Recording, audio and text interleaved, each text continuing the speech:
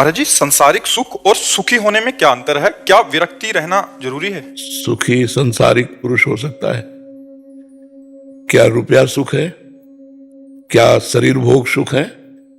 क्या मान प्रतिष्ठा सुख है? यदि है तो शरीर छूटने के बाद क्या आपके साथ जाएगा? और कितनी देर का यहां सुख है? कितनी देर का है? कौन सा सुख स्थायी है? सुख उसे कहते हैं जिसके प्राप्त होने के बाद फिर कुछ प्राप्त करना बाकी न रहे। जैसे केवट को सुख मिला, जो भगवान के चरण पखार रहा है, भगवान से कह रहा अब कछुनाथ न चाहिए मोरे, दीन दयाल अनुग्रह तोरे। भगवत प्राप्ति परम सुख है। अगर भगवान से चित्त नहीं जुड़ा है तो 4 दिन की चांदनी है, तुम्हारा यश कीर्ति रुपया पैसा शरीर सब यही नष्ट हो जाएगा, तुम्हारे साथ कुछ जानने वाला नहीं। तो तुम संसारिक सुख को सुखी समझ रहे हो, तो हमें विश्व में कोई एक व्यक्ति बताओ जो सुखी हो। सुख का मतलब कोई कामना नहीं होनी चाहिए, बस हृदय से आ जाना चाहिए। अब कृतकृत्य हो गया, जैसे गोस्वामी तुलसीदास जी कह रहे हैं, जाकी कृपा लवलेश ते मतिमंद तुलसीदास हो, पायो परम विश्राम राम समान प्रभु नाहि को। मैं विश्राम को प्राप्त हो चुका हूं, मेरी कोई आकांक्षा नहीं। कोई आकांक्षा ना होना ये सुख का लक्षण है। अब हमें बताओ, यहां संसार का कोई ऐसा सुख जिसके भोगने के बाद आपके अंदर आ जाए कि अब कोई आकांक्षा नहीं। 1 कामना पूर्ति, 2 कामना खड़ी, 4 कामना पूर्ति, 8 कामना खड़ी, ये सुख है। पूरा जीवन इसी में चला जाता है। और जब मृत्यु आई, एक सज्जन आए हुए थे, बड़े अधिकारी पोस्ट के थे, वो कह रहे थे मेरे पास हर प्रकार का सुख है, पर अब मैं भयभीत हूं क्योंकि मैं वृद्ध हूं, मेरी मृत्यु आने वाली है, मेरा परिवार छूट जाएगा, मेरा मकान छूट जाएगा, बैंक बैलेंस छूट जाएगा, मेरा कमाया हुआ सब यश कीर्ति छूट जाएगी, अब मैं क्या करूं? तो इसी के लिए तो अध्यात्म है कि अंतिम यात्रा के लिए यहाँ की एक भी पैसे, हम कई बार बता चुके, ये शरीर रूपी वस्त्र भी उतार दिया जाएगा, यहां से 1 पैसे नहीं ले जा सकते, यहां से 1 भी वस्तु नहीं ले जा सकते। अब बोलो, ऐसे देश में पूरा जीवन कमाने में लगा दिया मृत्यु लोक में, और यहां से जब जाओगे आपके पास क्या है? अगर राधा नाम रूपी धन नहीं कमाया, भगवान के चरणों की आराधना नहीं की, तो सुअर कुत्ता बनोगे जाके। अभी चाहे जिस पद में हो, चाहे जितना वैभव हो, इसके बाद नाली के कीड़ा बनोगे जाके। तुम्हारे ऊपर है कोई पुण्य है, तुम्हारे पास कोई बल है तपस्या का, कोई है नाम जप का बल, तो इस सुख का क्या सुख? स्वप्न में हम राजा बने, जगे तो भिखारी बने, तो क्या वो राजापना? राजापना वो तो जो स्थायी रह सके, तीनों कालों में रह सके, वो है भगवान का नाम, भगवान के चरणारविंद। तो बच्चा, तुम किसे सुख समझते हो? बोलो बच्चा, किसे आप सुख मानते हैं? वो हम आपको दिखाएं कि उसके पास है, लेकिन वो सुखी नहीं है। आप बताइए, अंतिम फाइनल में देखा जाता है। बुद्धिमान वो है जो अगले कदम को देखता है। पीछे कदम का चिंतन करना मूर्खता है, अगले कदम का चिंतन करो। अगला कदम, तुम्हारी आयु बीतती चली जा रही, जैसे अंजुली के जल को कितना भी आप संभाल के रखो, वो निकल ही जाएगा। जैसे पत्ते में लटका हुआ बूंद, वो गिर ही जाएगा। जैसे पानी का बुलबुला फूट ही जाएगा, ऐसे तुम्हारी आयु नष्ट ही हो जाएगी। फिर हमारे जीवन का क्या होगा? हमारा जीवन केवल इतना थोड़ी 60-70 वर्ष, 80 वर्ष, हम तो अविनाशी हैं। हमारे कर्म हमको फिर अन्य योनियों में ले जाएंगे। और आए थे सुधारने मनुष्य योनि में कर्म, और वो सुधारा नहीं, फिर लाभ क्या मिला? बोलो बच्चा। मैं पढ़ाई करती हूँ, मैं काफी अशांत हो जाती हूँ, मुझे समझ नहीं आता कि मैं ये शांति कैसे लेके आऊं। बच्चा, अगर हमारी बात मान लो, पढ़ने के साथ साथ जो आपका टाइम पढ़ने से अलग है, अगर उसमें राधा राधा जपो, अगर आपको लाभ न मिले तो मुझे बताना। और एक प्रार्थना है, इस समय जो चल पड़ी गंदगी, ये girlfriend boyfriend live in relation, अगर इससे बच जाओ और नाम जब शेष समय में करो, अगर आप महान ना बनने लगो तो मुझे बताना। गंदे बात नहीं देखनी, गंदी बात नहीं सुननी, गंदी बात नहीं करनी, और नाम जब करो, पढ़ाई में लगो। हमारे भारत में राष्ट्रपति है, किसी की बेटी ही तो है ना। हमारे देश में एक से एक महान भक्ता, एक से एक महान वीरांगना आज भी बॉर्डर पे खड़ी है, समझ रहे ना। अपने लक्ष्य की तरफ देखिए, कोई डिस्टर्ब कर दे तो हमें बताइए। आप लक्ष्य को तो आपने माना ही नहीं। मेरे परिवार में काफी समय से काफी परेशानियां चल रही है। किसके परिवार में परेशानियां नहीं बच्चा, हमें बता दो। सब कोई परेशान बच्चा, इसी परेशानी से निकलने के लिए अध्यात्म है। हर वो कार्य जो शास्त्र के विरोधी है, उसका त्याग, और शास्त्र सम्मत कार्य तो आनंद रहता है बच्चा। अध्यात्म एक आनंद प्रदान करने वाली वस्तु है। आप समझो, आप रो क्यों रहे? पर समस्या सबके जीवन में, समस्याओं से हमें लड़ना होगा बच्चा। हमको रोना नहीं है, हमको समस्याओं को रुलाना है। हम कई बार कहते हैं, किडनी बेचारी कहती होगी कि बुरी जगह फंस गई, हम आके बुरी जगह फेल हो गई। अगर हम अभी स्वीकार कर ले कि मैं बीमार हूं, तो अभी मैं परेशान हो जाऊं। मैं बिल्कुल स्वीकार नहीं करता। भागवतिक शक्ति कितनी है तुम अनुमान नहीं लगा सकते। हम कई बार कहा है, हर समस्या का समाधान भागवतिक शक्ति है। और उससे आप लोग वंचित हैं। इसलिए आप, कोई डिप्रेशन में जा रहा है, कोई सुनना चाहता है, छोटे छोटे बच्चे गंदी गंदी बातों में बहते चले जा रहे हैं। कैसी बात करती हो? ब्रह्मचर्य, संयम, नियम, अपार सामर्थ्य। कह दो आप बाबा जी हो, आप तो ब्रह्मचर्य रह सकते हो, तो गृहस्थी में संयम से रहा जा सकता है। जब तक गृहस्थी ना स्वीकार करो तब तक तो ब्रह्मचर्य रहो, फिर आप देखो अपने जीवन को कैसा प्रकाशित होता है।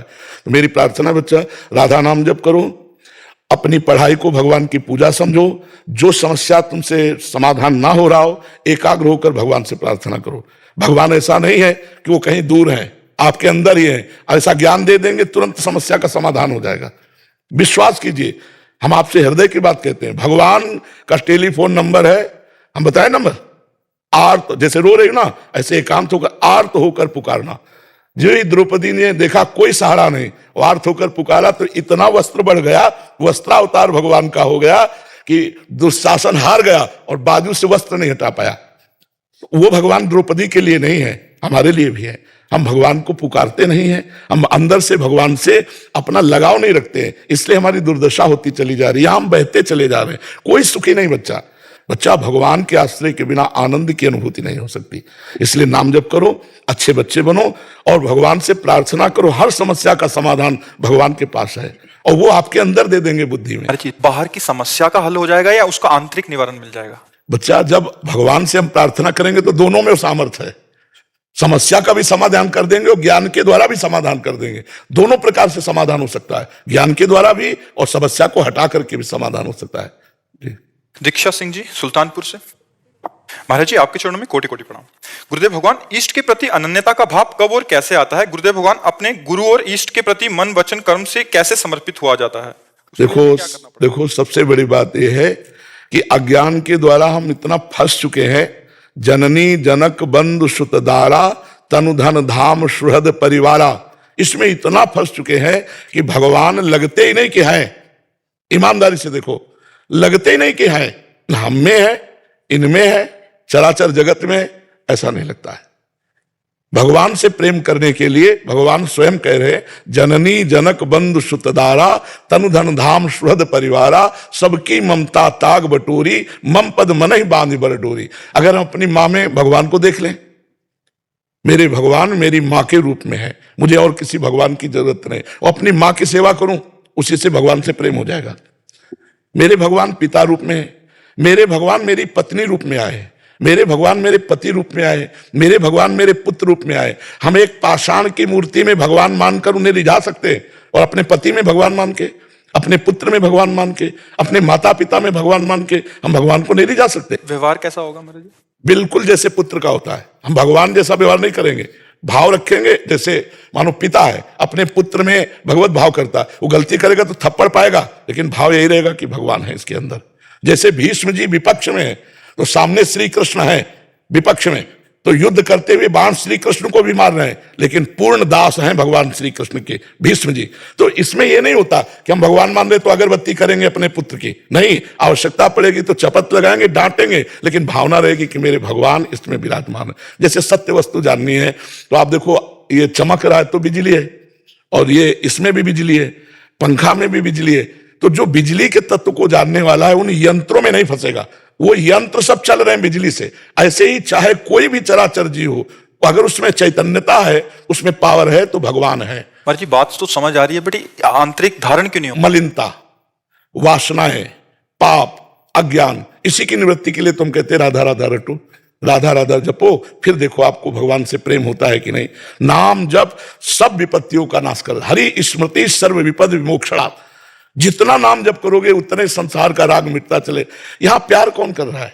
हम कह रहे प्यार करो यार, मनुष्य जीवन मिला प्यार। इतना प्यार करो पत्नी को कि तुम में भगवान की भावना आ जाए कि हम सबसे बढ़कर इससे प्यार। इतना प्यार करो पति को, कहीं और प्यार रह ही ना जाए, उसी में भगवान मिल जाएंगे। भगवान इतना ही खेल है, केवल समझना है। हम पति के शरीर को प्यार करते हैं, लेकिन अंदर बैठे हुए भगवान से कोई मतलब नहीं। और जबकि हम उसी से प्यार करते हैं, क्योंकि वो जब चला जाता है तो हम पति के शरीर को नहीं रख पाते, हम पुत्र के शरीर को नहीं रख पाते। ये अगर जागृत में ज्ञान हो जाए तो और कोई आराधना करने की जरूरत नहीं है, वो उसी आराधना से भगवान को प्राप्त। जैसे उदाहरण, महाराष्ट्र में अपने माता पिता को भगवान मान करके पुंडरीक जी सेवा कर रहे थे, वर्षों सेवा की, इतनी सेवा की कि स्वयं भगवान द्वारिकाधीश आए और कहा मेरे दर्शन कर लो। बोले कौन हो? बोले भगवान है, तो एक ईंट दे दी और कहा खड़े रहो, माता पिता की सेवा हो जाए फिर हम आपको देखेंगे। तो वही आज भी खड़े हैं महाराष्ट्र में, जो विट्ठल भगवान है ईंट पे आज भी खड़े हैं। पति को भगवान माना सत्यवान जी को, और उनकी आयु 1 वर्ष थी। देवर्षि नारद जी ने सावित्री जी से कहा गलत जगह तुमने संबंध बनाया, तुम्हारा पति सत्यवान 1 साल में मर जाएगा। तो बोले जिससे मैंने पति वरण किया 1 साल तो बहुत होता है, अगर हम 1 दिन भी उनके साथ गुजारेंगे तो मान लेंगे मेरी जिंदगी सफल हुई। वो पतिव्रता थी, अपने पति में भगवान का दर्शन करती थी। इस भावना में उनके इतनी सामर्थ्य आ गई, रोज तारीख नोट करती थी जब से ब्याह हुआ था।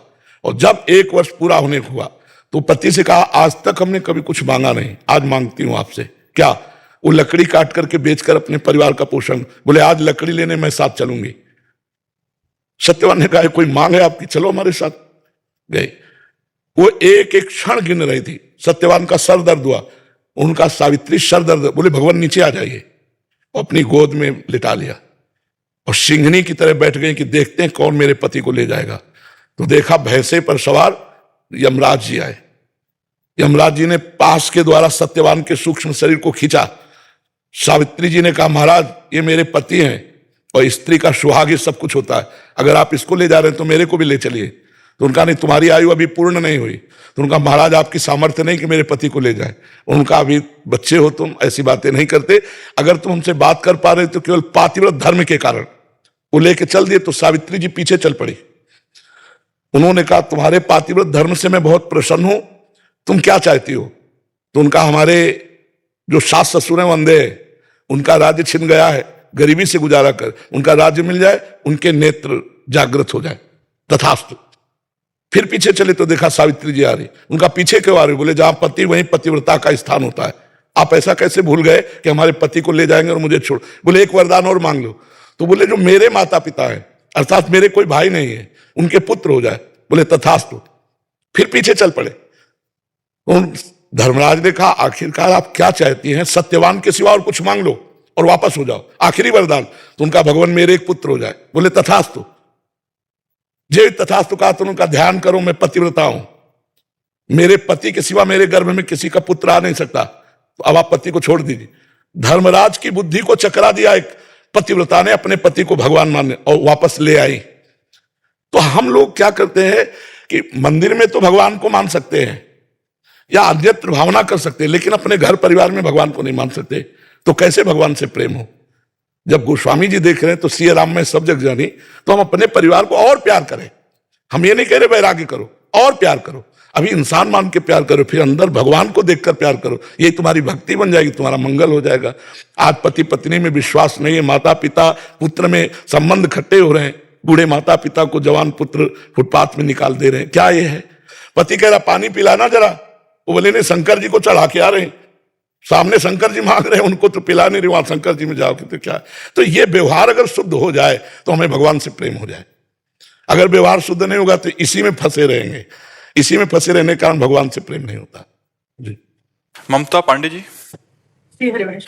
महाराज जी आपके चरणों में कोटि कोटि प्रणाम।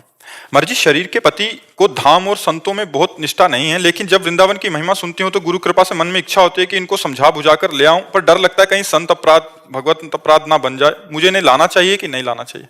हमें लगता है कि उनके लाने की चिंता तुम छोड़ दीजिए, आप भी उनकी अनुमति से आइए। अगर उनकी अनुमति नहीं तो मत आइए और वहीं से चिंतन कीजिए, वहीं सत्संग सुनिए, वहीं नाम जप कीजिए। आपका भी मंगल होगा और आपके पति का भी मंगल होगा। पति की आज्ञा के विरुद्ध वृंदावन आने से मुझे लगता है कोई लाभ नहीं मिलेगा। वो मुझे मना नहीं करते, तो फिर आप आ सकते हैं। कहते हैं तुम्हें जो भक्ति करनी है करो। हाँ ठीक है। नाम जप भी करते हैं, लेकिन उनकी श्रद्धा नहीं बन पाती है धामों में संतों में। कोई बात नहीं, धाम और संतों में न श्रद्धा है, नाम में हो जाए। एक चद्दर है, इसको फैला देते हैं, इसके 4 कोने हैं। एक धाम है, एक नाम है, एक रूप है, एक लीला है। एक कोना पकड़ लो, पूरा चद्दर आ जाएगा ना पूरा चद्दर। अगर उनके नाम में श्रद्धा है तो उनका परम मंगल हो जाएगा, उनके कल्याण में बाधा नहीं पड़ेगी। आप चिंता मत कीजिए, वो नाम जप करते रहें, इसी से मंगल हो जाएगा। और आप उनकी अनुमति से ही चलिएगा। अगर वो आज्ञा करते हैं तो वृंदावन आइएगा, कोई परेशानी नहीं है। वो तो मुझे बहुत सपोर्ट करते हैं, आप जो करना करो, मेरी कोई। हाँ बिल्कुल ठीक है। तो उनका बहुत अच्छा विचार है जो आपको भक्ति में बढ़ाने के लिए प्रेरणा भी दे रहे हैं और स्वयं भक्ति कर रहे हैं। देखो कुछ ऐसी घटनाएं हो गई हैं अपने भारत में जिसमें संतों के प्रति श्रद्धा बनाना बहुत कठिन हो गया। कुछ ऐसे सीरियल बन गए हैं, कुछ ऐसी फिल्में बन गई हैं जिनमें संतों की झांकी बहुत ही गंदी स्वरूप में है। अगर नकली नोट भी है तो असली नोट भी उसका होगा कहीं। अगर कृष्ण पक्ष है तो शुक्ल पक्ष भी होगा, अगर रात है तो दिन भी होगा। तो संतों पर श्रद्धा, ये तो भगवान की कृपा को कि अभी संतों पर श्रद्धा कुछ टिकी है, नहीं तो ऐसी हो गई थी कि मिट्टिया मेट हो गई थी। हमें लगता है कि श्रद्धा बच जाए तो बहुत बड़ी बात है, और संत और शास्त्र और भगवंत इन पे श्रद्धा ही केवल हो जाए तो काम बन जाए। श्रद्धा मात्र से काम हो जाए, श्रद्धा नहीं होगी तो फिर काम नहीं हो। तो अगर वो नाम जप कर रहे हैं तो है श्रद्धा उनकी, राधा नाम जप कर रहे हैं, कृष्ण नाम जप कर रहे हैं तो उनकी श्रद्धा है, उनका मंगल हो जाएगा, आप उसकी चिंता न करें जी। अभिषेक सैनी जी, मुझे बस राधे राधे महाराज जी, राधे राधे, आपके चरणों में कोटि कोटि प्रणाम। महाराज जी, प्रेम और श्रद्धा में क्या महत्वपूर्ण है? हमें ईश्वर से प्रेम अधिक करना चाहिए या श्रद्धा? प्रेम आखिरी फाइनल है और श्रद्धा प्रारंभ है, वही सोपान है। पर प्रथम सीढ़ी का नाम श्रद्धा है। प्रथम हृदय श्रद्धा जो करे, आचार्यजन जाय अनुसरे, जहां जहां हरिवंश के रसकन की सेवा जब होए, प्रीति सहित बूझो तब कोई। कौन धर्म हरिवंश को, कौन सुरीति, कौन आचरण, कौन सुकृत जय पावे शरण, क्यों हरिवंश कृपा करे, तब सब धर्म कही समझाई, संतत सकल सुनो चितलाई, श्री हरिवंश प्रताप जस। श्रद्धा प्रथम सोपान, पहली सीढ़ी है, और प्रेम आखिरी सीढ़ी है। दोनों का एक तारतम्य है। प्रथम से चले तो आखिरी में पहुंच जाएगा। तो प्रथम हृदय श्रद्धा जो करे, चाहे ज्ञान मार्ग हो चाहे प्रेम मार्ग हो, प्रथम श्रद्धा ही है। श्रद्धावान लभते ज्ञानम तत्परा संहितेन्द्रिया, ज्ञानम लब्ध्वा पराम शांति मचिरेणादि गच्छति। श्रद्धावान ही ज्ञान को प्राप्त होता है, श्रद्धावान ही प्रेम को प्राप्त होता है। तो भगवान से प्रथम श्रद्धा बढ़ती है, फिर विश्वास होता है, फिर परिचय मिलता है, फिर प्रीति होती है। बिनु जाने न होए प्रतीति, बिन प्रतीत होए न प्रीति। बिना जाने थोड़ी प्रीति हो जाएगी। तो श्रद्धा और विश्वास से जाना जाता है। भवानी शंकरो वंदे श्रद्धा विश्वास रूपिणो, याभ्याम बिना न पश्यन्ते सिद्धा स्वांता स्तमेश्वरम। भवानी श्रद्धा और विश्वास भव, भगवान शिव बोले बिना श्रद्धा और विश्वास के जाना नहीं जा सकता। श्रद्धा और विश्वास से ही हम प्रभु को जानते हैं, और जब जानते हैं तब प्रीति होती है। तो प्रथम सोपान श्रद्धा है, इसका प्रेम का प्रथम सोपान है। ये प्रेम नहीं है, ये श्रद्धा है। श्रद्धा का परिणाम है प्रेम। समझ पाए आप जी? देव यादव जी, सूरत। महाराज जी, आपके चरणों में कोटि कोटि प्रणाम। महाराज जी, मुझे ये प्रश्न करना है कि हमें हमारे भूतकाल में हुए कोई भी घटना से प्रेरित और उसका असर इस प्रकार होता है कि वर्तमान में कोई भी निर्णय। असल बात आप डिलीट करना नहीं जानते। खास बात यह है, जेव कत्यो सामग्री रखी रहती है, वही बार बार सोच में आती रहती है, और वही आपको कमजोर करती रहती है, वही आपको भयभीत करती रहती है, वही आपको विषाद देती है, वही उद्विग्न करती रहती है। जैसी घटना हुई वैसा ही वो परिणाम देती रहती है। उसको डिलीट करना चाहिए। अब यही अध्यात्म की कला ना होने के कारण हर बात को तुरंत निर्णय किया, ये रखने लायक है कि डिलीट करने लायक है। रखने लायक होते रख दिया, नहीं उदासीन हो गए, वो आती आती आती डिलीट हो जाएगी अपने आप। नाम जब चलेगा तब। नाम जब करते हो नहीं, अभी सही ढंग से नहीं करते हो, नहीं, ये डिलीट हो जाता अब तक। जो आप भूतकाल की और भविष्य की, भूतकाल के बीते हुए उस विषय का चिंतन और भविष्य की चिंता, दोनों जीव को परेशान करती हैं। दोनों वर्तमान को नष्ट कर देती हैं। वर्तमान के समय का नाश मूर्खतावश होता है। भूत की हुई बातें वो बार बार पुनरावृत्ति होती, तो समय बर्बाद हो रहा है, चाहे अच्छी हुई हो बुरी हुई हो। आगे भविष्य हमारा कैसा होगा उसके चिंतन में हमारा वर्तमान जा रहा है। वर्तमान जैसा होगा वैसे ही भूत और भविष्य हो जाएगा। वर्तमान में राधा राधा बोल रहे हैं तो हमारा भूत पवित्र हो जाएगा और भविष्य उज्जवल हो जाएगा। इसलिए वर्तमान के मिनट को संभालो, वर्तमान के मिनट को संभालो, तुम्हारा भूत भी बहुत अच्छा हो जाएगा। जो उसमें पाप हुए हैं, गलत बातें हुई, वो सब नष्ट हो जाएंगी और भविष्य आपका परम उज्जवल मंगल में हो जाएगा। वर्तमान में कृष्ण कृष्ण बोलो, राधा राधा बोलो, राम राम बोलो, हरि हरि बोलो। ये सबके लिए कह रहा हूं। अगर नहीं बोलोगे, नहीं जपोगे तो ओवर थिंकिंग, बेकार की ज्यादा चिंतन, वो तुम्हारी शक्ति का ह्रास करेगा और धीरे धीरे इसी में फिर डिप्रेशन प्रकट हो जाता है। बार बार वही बातें, और वो सब संसारिक बातें हैं, सब नकारात्मक बातें हैं, उनमें कोई सुख है नहीं, तो जीव जलने लगता है। जलते जलते इतना नकारात्मक सोच में कि वो डिप्रेशन जिसे कहते हैं वही आ जाता है। इसलिए नाम जप अत्यंत आवश्यक है। हर सुख की प्राप्ति नाम जप से हो जाएगी, हर दुख की निवृत्ति नाम जप से हो जाएगी। नाम जप करो तो नाम जप की कला में आप डिलीट करना सीख जाएंगे। जैसे संसारी आदमी होता है, 10 वर्ष पहले कभी गाली दी होगी, देखते ही उसको जलन पैदा हो जाएगी, क्योंकि अभी जीव कहते हैं वो गाली रखी हुई उसके पास। उसने डिलीट नहीं किया। ऐसे हमारे अनंत जन्मों के संस्कार रखे हुए हैं, सबको डिलीट करना है, तभी तो खूब भजन करना पड़ता है। और जहां निर्मल हो गया मन, तो भगवान का साक्षात्कार हो गया। इसलिए नाम जप करो, ठीक है।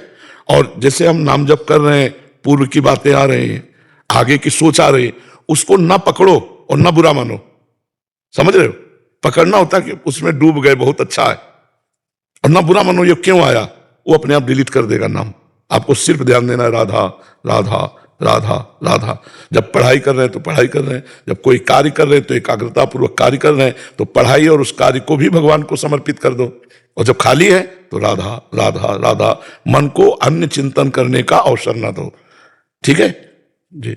अच्छा पवित्र भोजन पाओ, गंदी बातें मत देखो, गंदी बातें मत सुनो, गंदी बातें मत करो, अच्छे बच्चे बन जाओगे जी। महाराज जी मुझे मेडिटेशन करने में बहुत दिक्कत होती है, ध्यान करने में मन बिल्कुल ध्यान न करो, तुम राधा राधा बोलो, ध्यान जाए जाने दो जहां जाए।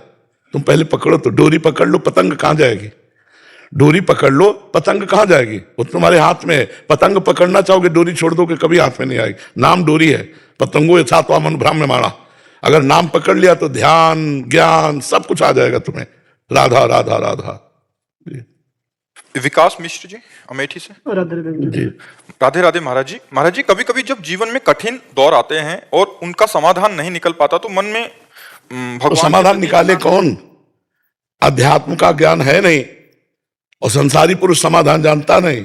आप विचार करो ना, समाधान निकालने वाला भी तो होना चाहिए। तो समाधान कौन निकालता है, जब तक अध्यात्म का ज्ञान नहीं। तो अध्यात्म में तो 1 मिनट में समाधान आ जाएगा, हम गलत हैं या सही, अपने आप निर्णय हो जाए। गलत है तो पश्चाताप हुआ, उसका सुधार हो गया। सही है तो हमें भोगना है, फिर हमने गलती नहीं की है अभी वर्तमान में, पूर्व में कोई गलती की है, तभी वो गाली दे रहा है, तभी वो अपमान कर रहा है, तभी हम हार रहे हैं, तभी हमारा उद्देश्य फेल हो रहा है। हमको भोगना है। अब हम सहेंगे, हारेंगे नहीं, परास्त नहीं होंगे। हम नाम जप करेंगे, इस पर विजय प्राप्त करेंगे। ऐसे समाधान ढूंढा जाता है। अब समाधान कहां से मिले, अध्यात्म है नहीं, और व्यवहार में कोई समाधान दे नहीं सकता। व्यवहार में अपनी कमजोरी बताओ, तुम्हारा शोषण करेगा, समाधान तो नहीं करेगा। रहीमन मन की मन व्यथा, रखिए मन में गोए, सुनी ठले हैं लोग सब बांटने ले है कोई। अपनी कमजोरी किसी को बताओ, आपको वो ही नस दबाएगा जो कमजोर है, और आपका शोषण करेगा। इसलिए स्वयं निर्णय करने वाले बनो। वो कैसे बनोगे, जब सत्संग सुनोगे, शास्त्रों का स्वाध्याय करोगे, नाम जप करोगे, तुम्हारे अंदर ज्ञान आएगा, तभी तो समाधान होता है। ज्ञान से ही तो समाधान होता है। सत्संग सुनो, नाम जप करो, और दूसरों की सेवा करो, शास्त्र स्वाध्याय करो, अपने कर्तव्य का पालन करो। आई हुई समस्या में भगवान तुम्हारा समाधान करेंगे, ठीक है। महाराज जी ऐसे में भगवान पे भी थोड़ा सा लगता है कि ऐसा क्यों नहीं कर रहे हो, ठीक करना चाहिए उनको, तो आस्था ऐसी डगमगा जाती है। नहीं डगमगाना चाहिए यार भगवान को तुम लोग क्या समझो, नौकर समझे हो क्या है, विचार करो। भगवान को तुम नौकर समझे हो क्या, तुम भगवान के एक न मानो। सब सुविधा भगवान तुमको दिए, तुम्हारा शरीर भगवान का दिया हुआ, तुम्हारी बुद्धि भगवान की दी हुई, तुम्हारा खान पान सब कुछ भगवान ने दिया है। तुमने भगवान को क्या दिया है, एक बात बताओ हमें। इसके बाद भी भगवान तुमसे कोई शिकायत नहीं कर रहे, और तुम कह रहे हो भगवान पे आस्था नहीं। तुम भगवान की आज्ञा का पालन करते हो। आप विचार करो, जो मनुष्य जीवन का परम कर्तव्य है, तुम भगवत आज्ञा का पालन नहीं करते, फिर भी भगवान नाराज नहीं है। अब इसके बाद तुम वहां शर्त पे शर्त रखते चले जाओ, पाप तुम करो, कर्म का फल आएगा भोगने का, गुस्सा हो भगवान पे। यार ये बातें तो ठीक नहीं है। हमें बताओ भगवान की कमजोरी क्या है, क्या कमी है भगवान के पास, हमें नहीं समझ में आता है। हाँ अवश्य में भोक्तव्यम कृतम कर्म शुभाशुभम, जो हम कर्म करेंगे उसका हमको भोगना पड़ेगा, ये सिद्धांत है। तो अब हम अच्छे कर्म करें ना तो अपने आप सुख आएगा, तो अपने आप भगवान की जय बोलेंगे। बुरे कर्म करेंगे दुख आएगा, तो भगवान पे श्रद्धा भी हटेगी, हमारी दुर्गति हो जाएगी। जिस श्रद्धा से हम भगवान तक पहुंचते वही श्रद्धा खत्म हो रही, तो फिर होगा क्या। जैसे एक माई आई, उसने कहा मैं नौ दुर्गा रहती थी, बहुत व्रत रहती थी, हमारे पति पधार गए, तो क्या उसका कोई फल नहीं मिला क्या। तो इसका नाम मृत्यु लोक है। एक राइट टाइम के लिए अपने लोग आए हुए हैं और हमको जाना पड़ेगा। उसमें नौ दुर्गा का व्रत क्या करेगा, उसका फल अलग मिलेगा। और उसकी मान लो 50 वर्ष आयु है तो 5 सेकंड नहीं बढ़ेगी, 50 वर्ष पूरे होते ही खत्म हो जाएगी। और उसमें कह दो हम व्रत रह रहे हैं, हम उपवास कर रहे हैं, तो क्या हुआ, उसका पुण्य मिलेगा आपको। अब ये ज्ञान नहीं है तो सब भगवान बोले अब हमें श्रद्धा, इस अश्रद्धा से क्या होगा।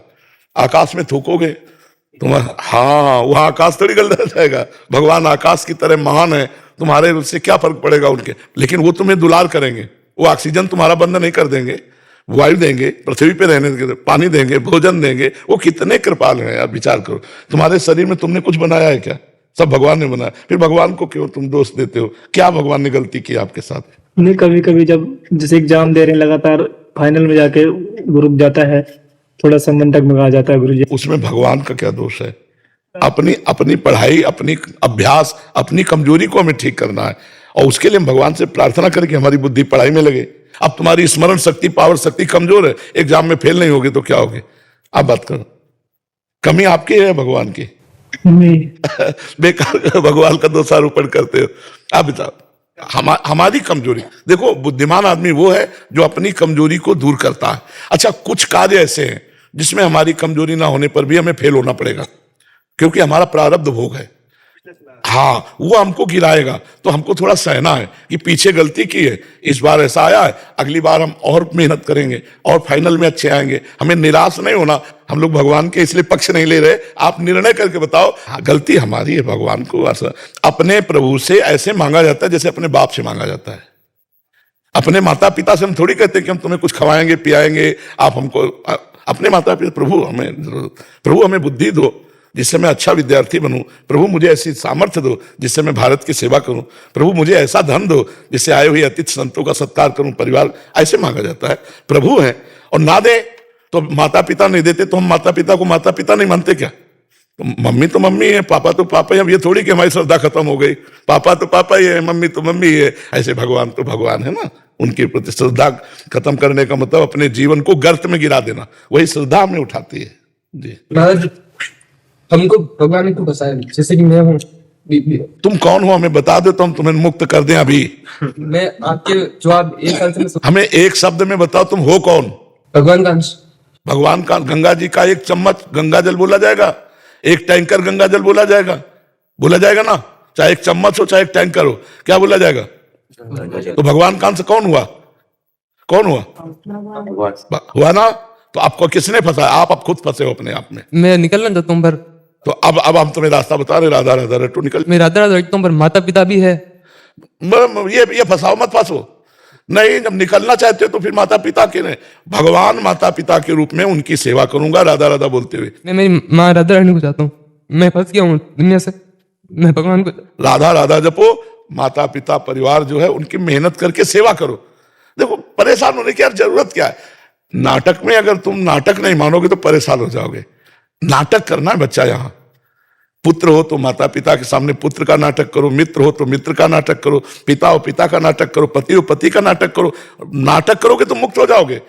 जो डायरेक्टर है ना इस नाटक का, जब नाटक सही रोल निभा दोगे तो इस नाटक से तुम्हें मुक्त कर देगा। अब मुक्त होना चाहते तो सही रोल निभाओ। क्या हो इस समय तुम? विद्यार्थी हो, पुत्र हो, भाई हो, पति हो, क्या हो तुम? वही लोग वही निर्वाह करो। परेशान होने क्या मतलब, रोने की क्या जरूरत है? कहां फंसे हो हमें बताओ ना बच्चा, तुम कहां फंसे हो? जहां तुम बैठे हो वहीं हम बैठे, फंसे कहां हो? बात यह है कि एक बगीचे में एक आदमी रास्ता नहीं जानता था, भूल भुलैया में भटक गया और रोने लगा, मैं फंस गया। और एक आदमी हर रास्ता जानता है, वो मजे ले रहा है बगीचे के, नहीं वो बगीचे के मजे ले रहा है हर कोने के, और वो घबरा कर परेशान है कि मैं रास्ता नहीं जानता, भटक गया हूं। बस बात इतनी है। वही बगीचा है जहां तुम बैठे हो वहीं हम बैठे। तो मैं घर पे होता हूँ तो मुझे ऐसा लगता है कि मैं इस शरीर से बात कर रहा हूँ कि फंस गया, इस आत्मा में, शरीर में फंस गया हूँ। मुझे भगवान को राधा रानी से हर समय उनके साथ रहना। अगर तुम राधा राधा जपोस तो सब ठीक हो जाएगा। पर माता पिता बहन, जैसे कि मैंने प्रश्न में लिखा हुआ है, जो मैं राधा नाम जपता हूँ वो मैं इस शरीर के परिवार के मोह के कारण राधा नाम उनको दे देता हूँ कि उनकी जो बहनें, उनकी पति, उनकी आने वाली पीढ़ियां सब सलामत रहे, अच्छे संस्कारी बने। और ये मुक्त होना चाहते कि फंसता है उनको कुछ फिर मैं यही इसी का नाम मोह है। यही मोह सकल व्याधि मोह गए बिनु राम पद होय लदृढ़ अनुराग। बच्चा बहुत प्रवीणता में बहुत जल्दी गिर जाया जाता है, यही फंसा हुआ बच्चा। पर मेरे इसमें समस्या है कि मान लो वो अलग कुछ हो जाए उनको, फिर बस केवल बहन और मम्मी और ये पूरा जगत ये सब मर जाए तो तुम्हें कोई फर्क नहीं पड़ेगा। ये जितने बैठे हैं मर जाए तुम्हें कोई फर्क नहीं पड़ेगा। वो भी चले जाए तो मेरे फर्क नहीं पड़ेगा। हाँ। पर उनके जो भी समस्या होगी उनको फर्क पड़ेगा, इसलिए वो अलग है। हमारी बात समझो, तुम केवल राधा राधा जपो और जो कर्तव्य है उसका पालन करो। तुम्हारे पास जो शरीर बल है, जो धन है, जो बुद्धि बल है, उससे माता पिता भाई बहन जो भी हो सबको सुख देने की भावना करो और नाम जप करो। आगे सोचो मत, सबकी जिम्मेवारी भगवान लिए हैं, तुम नहीं लिए हो। तुम जिम्मेदार हो पूरी सृष्टि, तो तुम्हारी भाई बहन की भी जिम्मेदार भगवान है। सारी सृष्टि का पालन भगवान करते हैं, चिंता मत करो, बिल्कुल चिंता मत करो। जो हम रह करके नहीं कर सकते थे वो हमारे पीछे भगवान ने बहुत अच्छा किया, हमारे परिवार का। तुम्हें बताया ना, कुटुंब का पालन भगवान करते हैं जो भगवान की शरण में हो जाता है। अगर तुम नाम जप करोगे तो तुम्हारे परिवार को अच्छे अच्छे सहयोग प्राप्त होंगे, अच्छा भाव प्राप्त होगा और आप सुखी हो जाओगे केवल नाम जप में मन लगाओ और जो कार्य है उसे भगवान की सेवा मान के करो, अभी आनंद आ जाएगा। कोई तुम्हें नहीं बांधे बच्चा, हम ही लोग बंधे हैं। हाँ, तो इसीलिए नाम जप करो, ठीक है। जो मैं नाम जप करता हूँ वो देता हूँ तो मुझे भगत बनती होगी, मैं सब दे देता हूँ, पूरा संपूर्ण पूरा। उनको दे देते हो? नहीं, भगवान को दो। हाँ, सरकारी बैंक से जाने दो। जैसे पैसा ट्रांसफर करना है ना, तो ये ब्लैक नहीं व्हाइट पैसा है, इसे बैंक में जमा करो भगवान के पास, और बैंक से फिर दो, मोबाइल में से नहीं दे देते व्हाइट पैसा। तो ऐसे पहले प्रभु के चरणों में समर्पित करो, हे भगवान ये किया हुआ भजन आपके चरण, और भगवान हमारी प्रार्थना है कि हमारे बहन, हमारे माता पिता ये सब आपके भक्त बने, सब सुखी हो जाएं, ऐसी बात करो। आप जब 13 साल के अवस्था में आपने वैराग्य लिया था, तो मतलब कुछ साल बाद भगवत बात से पहले क्या आपने ऐसा सोचा थोड़ी होगा कि हाँ परिवार मतलब वचन दूं मैं उसका अच्छा रहे, ऐसा थोड़ी? हमने कभी नहीं दिया भजन, क्यों दें? जिम्मेवारी भगवान की, प्रणत कुटुंब पाल रघुराई। मैं भगवान की शरण में, मैं भगवान के हाथ बिकाऊं कि परिवार के हाथ बिकाऊं? वो परिवार भगवान का, वो देखे। अगर एक आदमी सरकारी ऑफिसर हो जाता है तो परिवार के बहुत से सदस्यों को छूट हो जाती है, आप ट्रेन में चल सकते हो, आप ऐसे चल सकते हो। यद्यपि वो सरकारी आदमी नहीं है, लेकिन सरकारी आदमी का माता पिता है तो उसको ट्रेन में फ्री जाने को मिलता है। ऐसे ही भगवान हमारे 21 पीढ़ियों का कल्याण कर देते हैं अगर परिवार का एक सदस्य भगवत प्राप्त हो जाए। चिंता तो काहे को करता है? हम घर वालों को देंगे नाम देंगे भगवान को, बिका हुआ जीवन भगवान के, भगवान उनका पालन पोषण करेंगे, ये उनकी जिम्मेवारी, हमारी थोड़ी जिम्मेवारी। तो हम ये तुम्हें संकेत में बता रहे हैं कि जो हमारे परिवार को हमारे रहने से लाभ नहीं मिल पाता, वो हमारे बाबा जी बनने से लाभ मिल रहा है। भगवान उनको संभाल दिए, भगवान उनकी तरफ देख लिए। ये तुम भगवान की तरफ देखो, भगवान कहते हैं योगक्षेमम बाह्म्यहम्, बाहर वो ले रहे हैं, बेकार तू बाहर खोपड़ी में लिए हुए। और अगर तू ऐसे नाम समर्पित करेगा तो ये ब्लैक का पैसा है, फिर भगवान के चरणों में अर्पित करो, फिर उनसे प्रार्थना करो तो वो वहां से सप्लाई होगा तो सही होगा। ऐसे ठीक नहीं है। पहले भगवान को, फिर भगवान से प्रार्थना कि वो हमारे शरीर के बहन है, वो हमारे माता पिता है, इनका मंगल हो, इनको सुख मिले तो भगवान ऐसा कर देंगे, ठीक है।